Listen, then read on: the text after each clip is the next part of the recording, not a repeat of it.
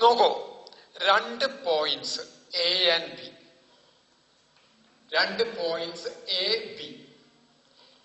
ഈ എക്കും ബിക്കും ഇടയ്ക്ക് എന്ന് ബിക്ക് എത്താൻ എത്ര വഴികൾ സാധ്യമാണ്? How many paths R possible between the two points A and B? നോക്കൂ, നമുക്ക് അറിയാം, ആലോചിച്ച് നോക്കി അറിയാം, പല വഴികളും പോസിബിൾ ആണ്. ഇങ്ങനെ പോവാം, ഇങ്ങനെ പോവാം, ഇങ്ങനെ പോവാം, നേരെ തന്നെ പോവാം, ഇങ്ങനെ പോവാം. ദാറ്റ് മീൻസ് ഇൻഫൈനൈറ്റ് പാത്സ്, അനന്തമായിട്ടുള്ള വഴികൾ സാധ്യമാണ് എക്കും ബിക്കും ഇടയിൽ. Infinite paths R possible between two points A and B. ഓരോ പാത്തിന്റെയും, ഇതിനെ പാത്ത് 1, പാത്ത് 2, പാത്ത് 3, പാത്ത് 4 എന്ന് കൊടുത്തു നോക്കിയ ഓരോ പാത്തിന്റെ ലെങ്തിനെ നമ്മൾ കൂടെ ഒരു ചരട് ഇങ്ങനെ വെച്ച് എടുത്ത് ആ ചരടിന്റെ നീളം അളന്ന ആ പാത്തിന്റെ നീളം കിട്ടും. The total path length of each path is called distance of that path. The total path length of each path is called distance of that path. അപ്പൊ ഡിസ്റ്റൻസ് എന്ന് പറഞ്ഞിട്ട് നമ്മൾ പറഞ്ഞത് ഇടയ്ക്കിടയ്ക്ക് പ്രയോഗിക്കാറുണ്ട്. എന്താ ഡിസ്റ്റൻസ്?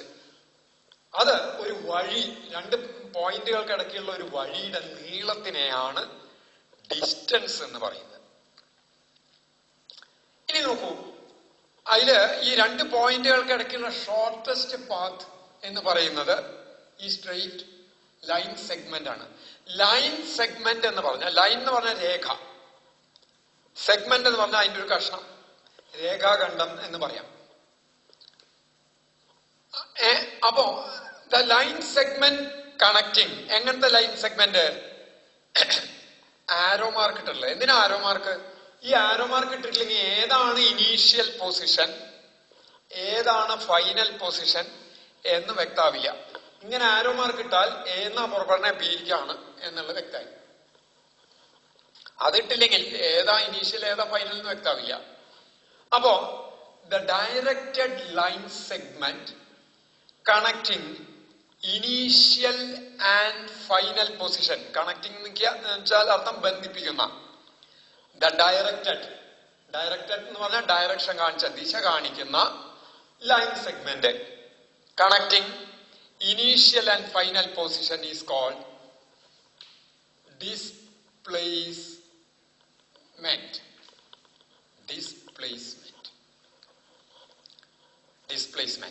ആൻഡ് ആ പാത്തിൽ, ഡിസ്പ്ലേസ്മെന്റ് ആയിട്ടുള്ള ഈ പാത്തിലായിരിക്കും ഡിസ്റ്റൻസ് ഏറ്റവും കുറവ് വരിക. പാത്ത് ലെങ്ത് ഏറ്റവും കുറവാവുക ഈ ഡിസ്പ്ലേസ്മെന്റ് പാത്ത്, അതായത് ഈ ലൈൻ സെഗ്മെന്റിന്റെ, ഡയറക്റ്റഡ് ലൈൻ സെഗ്മെന്റിന്റെ പാത്തിലായിരിക്കും ഡിസ്റ്റൻസ് ഏറ്റവും കുറവായിരിക്കും. അപ്പൊ നോക്കൂ, അപ്പൊ എന്താ ഡിസ്റ്റൻസ്, എന്താ displacement?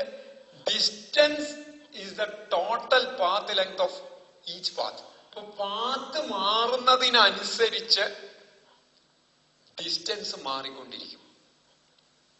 And distance depends own path. ഈ പാത്തിൽ ഡിസ്റ്റൻസ് കുറച്ചും കൂടി കൂടുതലാണ്, ഇതിൽ ഇത്തിരി കുറവാണ്, ഇതിൽ ഇത്തിരി കൂടി കൂടുതലാണ്, ഇതിൽ ഏറ്റവും കുറവാണ്. അപ്പൊ പാത്തിനനുസരിച്ച് ഡിസ്റ്റൻസ് മാറിക്കൊണ്ടിരിക്കും. And what is displacement? Displacement is the directed line segment connecting, line segment എന്ന് പറഞ്ഞ രേഖ, നേർരേഖയാണ്. കണക്റ്റിംഗ്, രേഖയുടെ ഒരു കഷ്ണം, connecting initial and final position. അപ്പൊ നോക്കൂ, ഏത് രണ്ട് പോയിന്റ്സ്, ഇവിടെ സി ഡി എന്ന് രണ്ട് പോയിന്റ്സ് എടുത്ത് അതിനെ കണക്ട് ചെയ്ത് ഒരു ലൈൻ വരച്ചിട്ട് ഡയറക്ഷൻ മാർക്ക് ചെയ്ത, that is the displacement between C and D. അത് പാത്തിനെ ഡിപ്പെൻഡ് ചെയ്യില്ല. അതാ ലൈൻ നേരെ തന്നെ വരയ്ക്കാൻ പറ്റുള്ളൂ. ഡിസ്പ്ലേസ്മെന്റ് സ്ട്രെയിറ്റ് ആയിട്ട് വരയ്ക്കാൻ പറ്റുള്ളൂ. So it depends on the initial and final position. What? Displacement depends only on initial and final position. and not on the paths. എത്ര പാത്തുകൾ ഉണ്ടായാലും ആ എല്ലാ പാത്തുകൾക്കും ഇപ്പൊ എന്ന് പുറപ്പെട്ട് ബിയിലെത്തിയാൽ അതിലുണ്ടായിട്ടുള്ള ഡിസ്പ്ലേസ്മെന്റിന് മലയാളം സ്ഥാനാന്തരം, സ്ഥാനത്തിന് വന്നിട്ടുള്ള അന്തരം എന്ന് വെച്ചാൽ മാറ്റം എന്ന് പറയുന്നത് അത് ഈ ഷോർട്ടസ്റ്റ് ലെങ്ത് ആണ്. For all the paths between A and B the displacement is the same, ഒന്നെന്നെയാണ്, and is equal to the directed line segment connecting A and B. So displacement depends on initial and final positions, whereas distance depends on the path because it is the path length. അപ്പൊ ഈ രണ്ട് ആശയങ്ങൾ ഒന്ന് പറയാൻ വേണ്ടിയിട്ടാണ് ഡിസ്റ്റൻസും displacement. ഇനി നോക്കാം, നമ്മൾ ഫസ്റ്റ് ക്ലാസ്സിൽ ഫിസിക്കൽ ക്വാണ്ടിറ്റീസ് എന്ന് പറഞ്ഞിട്ടാ തുടങ്ങി. Physical quantities, what is meant by physical quantity? The properties, measurable properties of objects or space, അതിനെയാണ് ഫിസിക്കൽ ക്വാണ്ടിറ്റീസ് എന്ന് പറയും. എന്നിട്ട് ആദ്യത്തെ ക്ലാസ്സിൽ തന്നെ അതിനെ രണ്ടായിട്ട് ഡിവൈഡ് ചെയ്തു, ഫണ്ടമെന്റൽ ആൻഡ് ഡിറൈവ്ഡ്. ഇനി വേറെ വല്ല രീതിയിലും ഫിസിക്കൽ ക്വാണ്ടിറ്റീസിനെ ഡിവൈഡ് ചെയ്യാൻ പറ്റുമോ എന്ന് നോക്കുകയാണ്. നോക്കിക്കോളൂ, room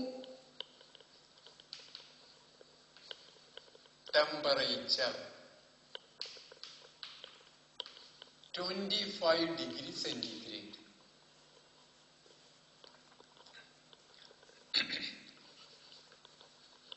Mass of a stone 1.2 kilogram. Mass of a stone, mass എന്ന് പറഞ്ഞാൽ പിണ്ഡം, mass of a stone 1.2 kilogram. Volume of a cube 4 centimeter cube. അപ്പൊ ഞാൻ ഇതില് ഈ ടെമ്പറേച്ചർ, മാസ്, വോള്യം എന്നൊക്കെ പറയുന്നത് ഫിസിക്കൽ ക്വാണ്ടിറ്റീസ് ആണ്.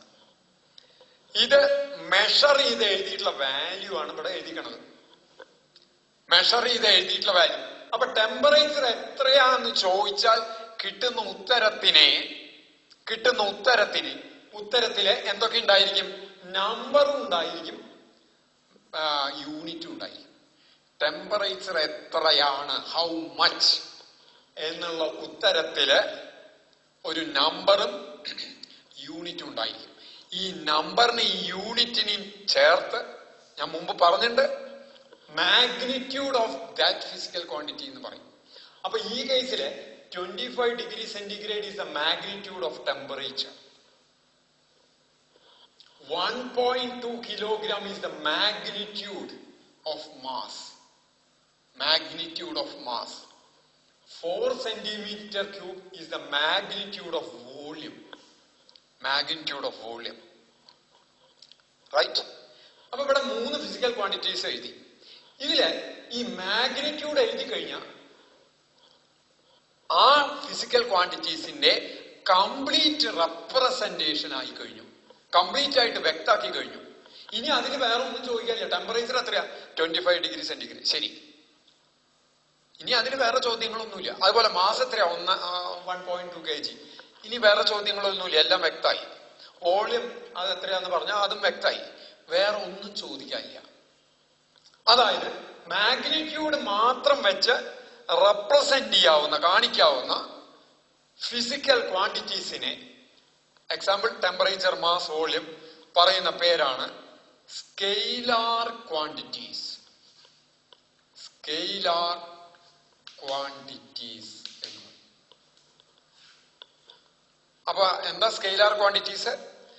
Quantities which require magnitude alone for complete specification, complete representation. Complete ആയിട്ട് കാണിക്കാൻ മാഗ്നിറ്റ്യൂഡ് മാത്രം മതി എന്നുള്ള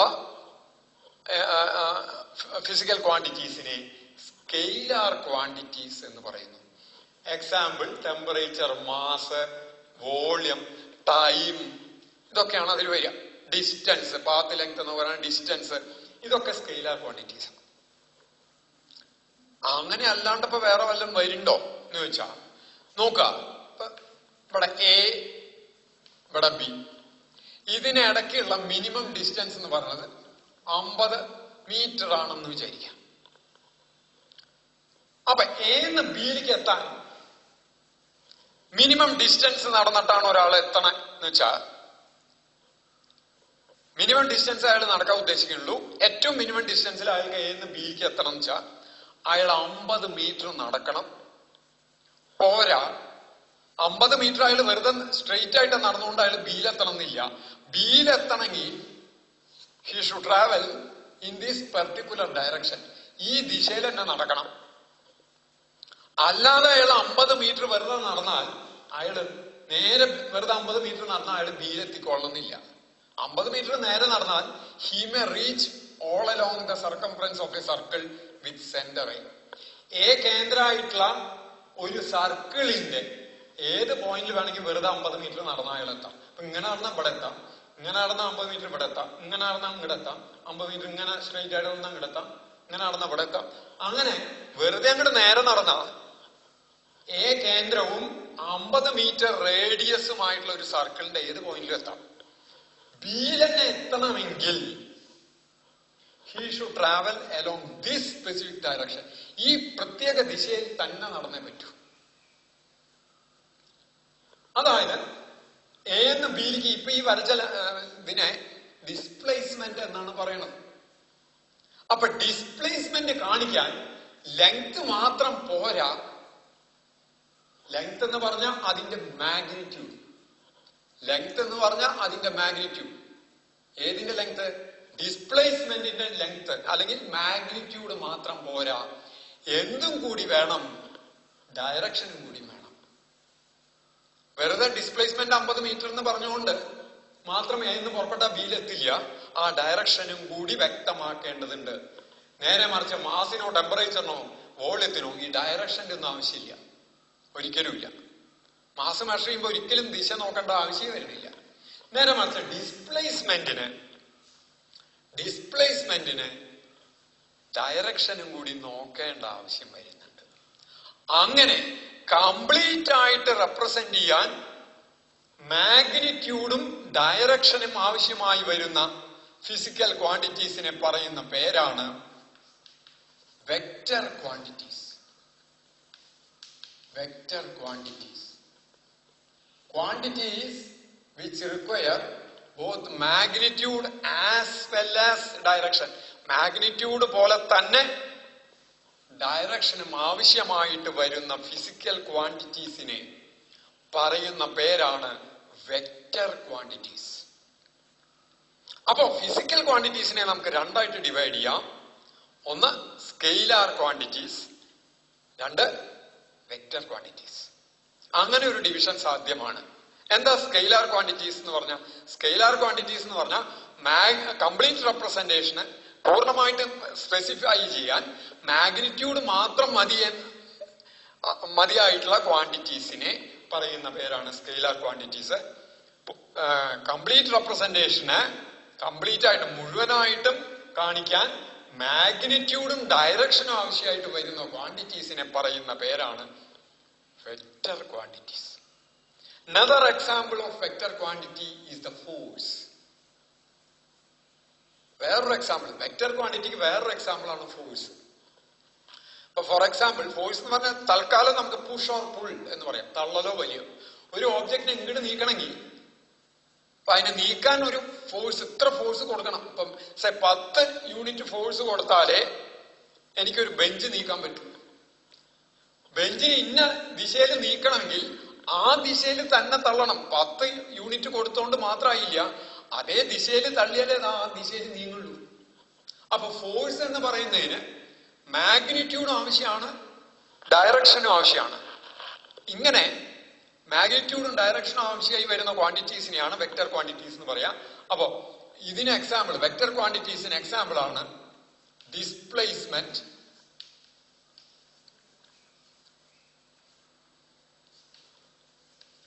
രണ്ട് ഫോഴ്സ്. ഇനി പല ഫിസിക്കൽ ക്വാണ്ടിറ്റീസും വരും വെക്ടേഴ്സ് ആയിട്ട്. അത് അപ്പൊ ആ സന്ദർഭത്തിൽ പറയാം. അതായത് ഇവിടുന്ന് അങ്ങോട്ട് ഫിസിക്സ് പഠിക്കുമ്പോൾ മുഴുവൻ ഓരോ പുതിയ ഫിസിക്കൽ ക്വാണ്ടിറ്റി നമ്മൾ ഡിഫൈൻ ചെയ്യുമ്പോൾ ഇനി മുതൽ നമുക്ക് അത് സ്കെയിലാറാണോ വെക്ടർ ആണോ എന്ന് പറയേണ്ടി വരും. പോരാ, ഓരോന്നിന്റെയും ഡയമെൻഷൻ ഫോർമുലയും പഠിക്കണ ക്വാണ്ടിറ്റികളുടെ നമ്മൾ ഡയമെൻഷൻ അനാലിസിസ് എടുത്തപ്പോ ഒരു 4-5 ഡയമെൻഷൻ ഫോർമുല എഴുതിയിട്ടുള്ളൂ. ഫിസിക്സിലെ എല്ലാ ക്വാണ്ടിറ്റീസിന്റെയും ഡയമെൻഷൻ ഫോർമുല എഴുതാൻ പറ്റും. അത് പഠിക്കുമ്പോ ക്രമത്തിൽ എഴുതി വരാൻ വെച്ചിട്ടാണ് അന്ന് എല്ലാം എഴുതാഞ്ഞത്. ഓരോ പുതിയ ഫിസിക്കൽ ക്വാണ്ടിറ്റി പഠിക്കുമ്പോഴും അതിന്റെ 3 കാര്യങ്ങൾ നമ്മൾ വ്യക്താക്കേണ്ടി വരും. ഇപ്പൊ ഇനി ഫിസിക്സ് പഠിച്ചു വരുമ്പോ 3 ക്വാണ്ടിറ്റീസ് വ്യക്താക്കേണ്ടി വരും. 1 അതിന്റെ യൂണിറ്റ്, 2 ഡയമെൻഷൻ ഫോർമുല, 3 അത് സ്കെയിലാറാണോ വെക്ടർ ആണോ. അപ്പൊ പുതിയൊരു ഫിസിക്കൽ ക്വാണ്ടിറ്റി ഡിഫൈൻ ചെയ്ത് കഴിഞ്ഞാൽ, നമ്മൾ ഡെഫിനിഷൻ പറഞ്ഞു കഴിഞ്ഞാൽ, ഈ 3 കാര്യങ്ങളും കൂടി ഇനി വ്യക്താക്കേണ്ടി വരും. അപ്പോ ഇനി വെക്ടേഴ്സിലേക്കാണ്. അപ്പം ഈ മാസ്, ടെമ്പറേച്ചർ, വോളിയം എന്നൊക്കെ പറയുന്നത് സ്കെയിലാർ ക്വാണ്ടിറ്റീസ് ആണെന്ന് പറഞ്ഞു. അത് സാധാരണ അതിന്റെ അഡീഷൻ, സബ്ട്രാക്ഷൻ, മൾട്ടിപ്ലിക്കേഷൻ ഒക്കെ വരുന്നത് സാധാരണ നമ്പേഴ്സിന്റെ അഡീഷൻ, മൾട്ടിപ്ലിക്കേഷൻ, സബ്ട്രാക്ഷൻ പോലെയാണ്. പക്ഷെ വെക്ടറിന്റെ സാധാരണ നമ്പർ പോലെ വരില്ല. ഒരു എക്സാമ്പിൾ പറയാച്ചാൽ, ഒരു മേശമേ നമ്മള് 2 കയർ കെട്ടി, ഒരു മേശമ, ഒരു ടേബിളുമേ, അങ്ങനെ ഒരു ടേബിൾ ഉണ്ട്, ഇതുമേ ഒരു ഹുക്ക് ഇട്ടു, 2 കയറ് കെട്ടി. 2 കയർ, ആ കയറ് ഇങ്ങനെ കെട്ടിയിട്ട് ഫോഴ്സ് അപ്ലൈ ചെയ്യാണ്. ഇങ്ങോട്ടൊരു 5 യൂണിറ്റ് ഫോഴ്സ് അപ്ലൈ ചെയ്തു, ഇങ്ങോട്ടൊരു 2 യൂണിറ്റ് ഫോഴ്സ് അപ്ലൈ ചെയ്തു. ഇത് ഈ ദിശയിലും ഈ ദിശയിലാണ് ഫോഴ്സ്. അപ്പൊ അതില് ആ ടേബിളും ആക്ട് ചെയ്യുന്ന മൊത്തം ഫോഴ്സ് എത്രയാ വെച്ചാൽ നമ്മൾ ഉടനെ 5 + 2 7 എന്ന് പറയും. പക്ഷെ ഇത് എപ്പോഴും 5 + 2 7 ആയിക്കൊള്ളുന്നില്ല. ഈ ആള് നേരെ താഴത്തേക്ക് വലിച്ചു, ഈ കയർ അങ്ങോട്ടും വലിച്ചു വെച്ചാൽ ചിലപ്പോൾ അത് 7 കിട്ടിക്കൊള്ളുന്നില്ല. ഇനി ഇത് രണ്ടും 5 വീതമായിരുന്നു നിൽക്കാം, 5 യൂണിറ്റ് 5 യൂണിറ്റ്. ഇവർ രണ്ടുപേരും ഇങ്ങടാണ് വലിക്കണേ വെച്ചാൽ, ഒരേ ദിശയിലാ വലിക്കണേ വെച്ചാൽ ഇത് രണ്ടും കൂടി പുറത്തുനിന്ന് കിട്ടിയേനെ. പക്ഷേ ഒരാള് നേരെ താഴത്തേക്ക് വലിച്ചു, ഇങ്ങോട്ടും വലിച്ചു, ഒരാൾ നേരെ മേപ്പോട്ടും വലിച്ചാ അങ്ങോട്ടും വലിച്ചു കഴിഞ്ഞാൽ അതുമേ നെറ്റ് ഫോഴ്സ് 0. അപ്പോ ഇതിന്റെ സം എന്ന് പറയുന്നത് 0 ആവാം 10 ആവാം, അതിന്റെ ഇടയ്ക്ക് ഏത് വാല്യൂ വേണമെങ്കിൽ വരാം. ഇതിന്റെ ആംഗിൾസ്, ഈ 2 ഫോഴ്സിനിടയ്ക്കുള്ള ആംഗിൾസ് മാറുന്നതിനനുസരിച്ച് ഏത് വാല്യൂ വേണമെങ്കിൽ വരാം, 0-നും 10-നും ഇടയ്ക്കുള്ളത്. അങ്ങനെ വരുമ്പോ സാധാരണ നമ്പർ, 2 ഫോഴ്സ് ആക്ട് ചെയ്തു ഇത്ര യൂണിറ്റ് വീതം എന്ന് പറഞ്ഞാൽ അതിന്റെ ഇഫക്റ്റീവായിട്ട് മൊത്തം എത്ര ഫോഴ്സ് ആക്ട് ചെയ്തു ചോദിച്ചാൽ ഇത് രണ്ടും കൂടി സാധാരണ നമ്പർ കൂട്ടണ പോലെ കൂട്ടാൻ പറ്റില്ല. അപ്പൊ വെക്ടേഴ്സിന് വേറൊരു രീതിയിലുള്ള അഡീഷൻ വേണം, വേറൊരു രീതിയിലുള്ള, അപ്പൊ അഡീഷൻ അങ്ങനെ വേണ്ടി വന്ന സബ്ട്രാക്ഷൻ വരും, അപ്പൊ മൾട്ടിപ്ലിക്കേഷൻ വേണ്ടി വരും, അങ്ങനെയൊക്കെ വരും. അപ്പൊ ഇനി നമ്മള് ആ വെക്ടേഴ്സിന്റെ ഒരു ആൾജിബ്ര തന്നെ ക്രിയേറ്റ് ചെയ്യേണ്ടി വരും. അതിനു മുമ്പ് വെക്ടേഴ്സിനെ എങ്ങനെ റെപ്രസെന്റ് ചെയ്യണു എന്ന് പറയണം. അത് കഴിഞ്ഞ് അതിലത്തെ ഓരോ തരം വെക്ടേഴ്സ് പറഞ്ഞ് അതിന്റെ ആൾജിബ്ര വേണ്ടി, അതിലേക്കാണ് ഇനി നമ്മൾ കിടക്കുന്നത്. അപ്പൊ ഇനി നമ്മൾ പഠിക്കാൻ പോകുന്നത് വെക്ടർ അനാലിസിസ് ആണ്. ഫിസിക്സിന് ആവശ്യമായിട്ടുള്ള വെക്ടേഴ്സ് വളരെ ഡീറ്റെയിൽ ആയിട്ടൊന്നും ഫിസിക്സ് ഇപ്പൊ നമ്മുടെ +2-ന് ആവശ്യമായിട്ടുള്ള വെക്ടേഴ്സ് ആണ് ഇനി നമ്മൾ പഠിക്കാൻ പോകുന്നത്. We'll continue in the next class.